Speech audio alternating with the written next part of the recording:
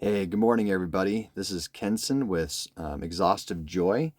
What I wanted to do today is just do a quick video introducing what I'm using to um, manage my power on my fifth wheel RV.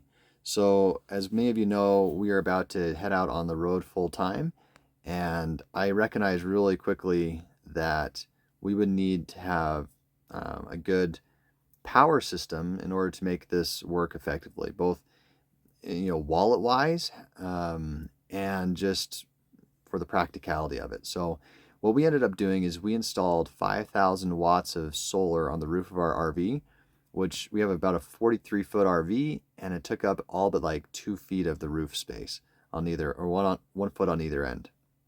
So pretty much solar as we could fit up on top. Now, with that said, it is early morning, around 10 a.m. It's November, and it just snowed last night.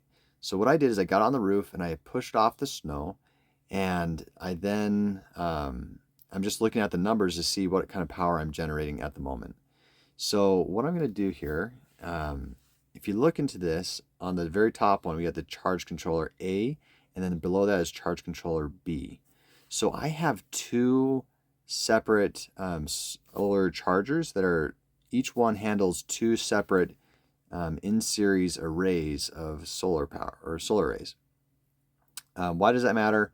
I can cover that in more detail later. But what we have to do is we take these two power numbers. So if you look on the controller A and then controller B, there's a power, and it talks about like 246 watt or 300 watt right there. If we add those together, it's giving me the total power in watts that is being produced by my solar array. And that then feeds into the charge controllers, and those charge controllers then feed it into the battery. And so what's kind of cool about this is it's still early morning. I just pushed snow off these panels. They're not tilted up or anything to see anything, and yet I'm still making around 500 watts. And when the sun, and it's kind of shaded out, looks like clouds are covering a little bit. And so when those clouds uncover, it then really starts cranking up those watts. Now, in theory, my battery bank is around just under 10,000 watts, watt hours. Um, so in essence, we have 400 amp hours at 24 volts.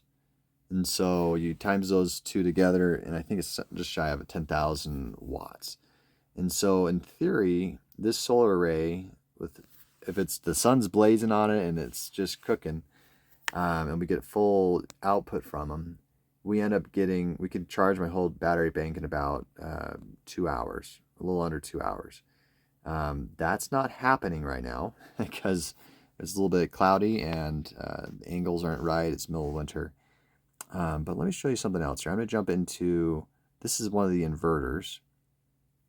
You can see here, up in the upper left, it says AC in. We're actually connected to the grid still because we're still proving stuff out and trying to figure things with the power management.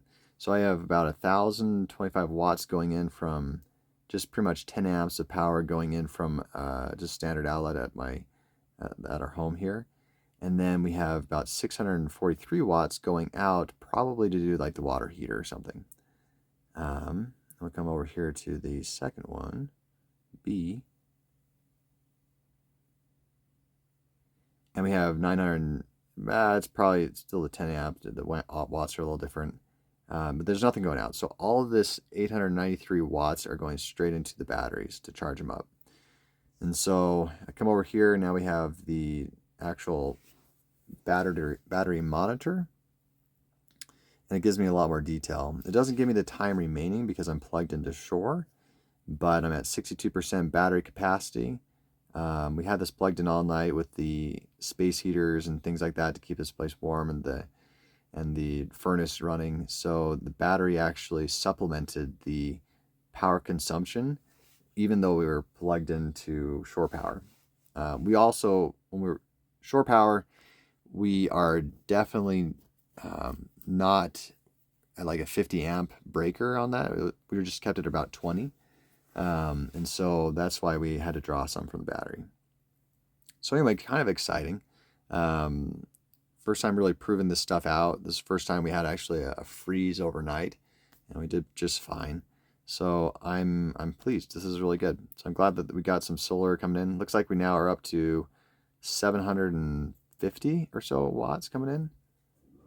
Yeah, the clouds just parted a little bit, so that's pretty cool. Anyway, that's a quick update. Hope you enjoyed, and catch you on the next one.